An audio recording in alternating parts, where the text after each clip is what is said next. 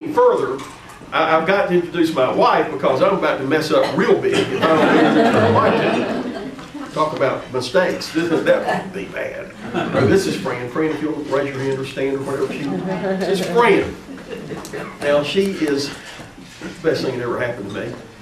She is the best thing that ever happened to me. I prayed for a good wife, Nikki. I prayed for a good wife, and God gave me a good wife. So we've just gone through Valentine's, and so I've been able to, you know, I love Valentine. I think Valentine's nuts. You know, the hearts and the cards, and I got one of those little talking cards. You know, where it's kind of what's that thing called? I don't remember the name of it. It's yo-yo or something, and they open it up, and it's like kids are talking to you, and it's just fun. The title of this one was Fairy Tale Love.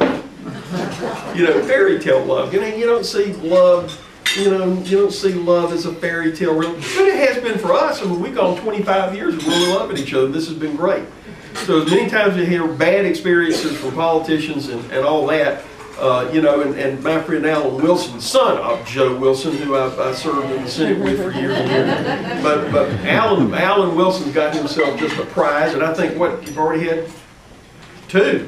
It just seemed like, you know, just what, 3 years ago we had the wedding. You're all moving into family land, aren't you? I'm a spring chicken. Yeah, you're a spring chicken. I came from a family, Dad was a Baptist preacher, so I came from not much in terms of wealth or status or anything like that. I came, though, from something greater than that. I came from something where Dad and Mom taught me right and wrong, taught me out of the Bible. I was in church every Sunday and Wednesday. And, you know, you learn something by way of what's right and wrong and what ought to be done. And so that's my background. That's where I came from and who I am. And it's good to be, Dad was a Baptist pastor, and Mom and Dad are gone now. But what looms for us as a country and a nation, that's where the real battle is. And that's why I'm running for Congress. It is a Congress who has gotten out of control. Even our Republican Congress during the Bush administration was out of control. And it is sad that we had control and didn't do the kind of things we should have done. If I'm elected, I'm going to work to be one of the leadership in Congress, not just enough to have your votes right.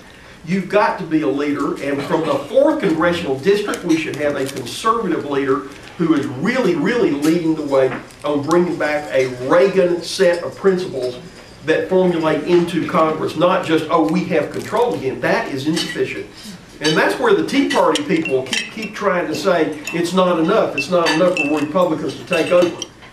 Well, the key is for Republican conservatives who truly are conservatives to take over. That's right. That's the key to it. That's right. So I'm here to say to you that will be, that's what I'm going to be all about. The other side of me that I think I've got to do overtime, frankly, my model is Carroll Campbell. And he was all about business development and job creation. That's the other side of it. I'm going to be working nonstop because there's a leadership vacuum for real conservatives in D.C. and there's also a leadership vacuum for business development of a la Carroll Campbell. And if you can remember that far back, and lots of young people in here probably don't. But I watched him when he did BMW, that personal aspect to it. You've got your incentive packages there together. You have your infrastructure that we have that's a great infrastructure with a good workforce. And you know, we can't argue with what we've got. That's why Boeing was willing to come to South Carolina. That personal touch with Boeing, too. It was one phone call from one of their guys who said, why can't we seem to break through in South Carolina? And Billy Wilkins said, hold it, let me see what I can do, and called some low country state senators. 5 senators met with leadership of Boeing. Personal touch, the personal aspect delivered for South Carolina. And that's why I went, Gary, that's why we didn't get invited up here. Gary, you didn't get an invitation. I didn't get an invitation. Guess what? We had to create invitations for ourselves. If you were from up here, you didn't get invited. Well, unless you're, you know, if you were a congressman, you got invited. All the congressmen, excuse me, 2 congressmen were not there. One from our district was not at the Boeing announcement. Boeing. They will expand. If we show any aggressiveness, there's the entire possibility that the Upstate could get future opportunities with Boeing to see Boeing expand here in the Upstate with new plants. and then the incredible kind of high-end range of job opportunities that are there.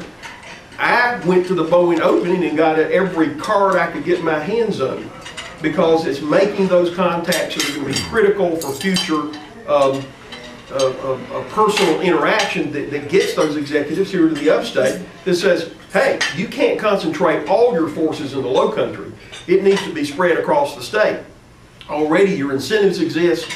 This is the place to be. But how about coming to the Upstate? If you thought you were welcome in the low country, I guarantee you, you're going to be welcome in Greenville-Spartanburg. That's right. So that's the message we take back to Boeing, but you've got to have that interpersonal, that contact.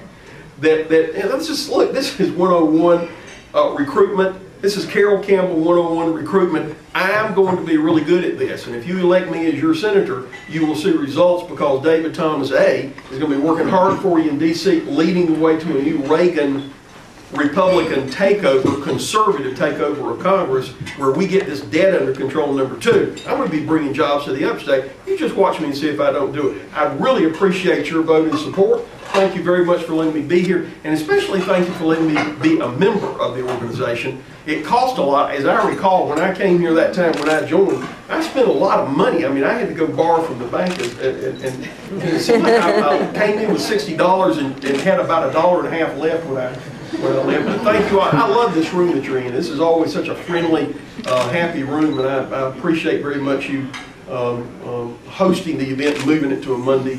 So forth and so on. Chairman, I appreciate the good work you're doing, and I'm looking forward to hearing my very good friend Alan Wilson speak. Thank you all very much.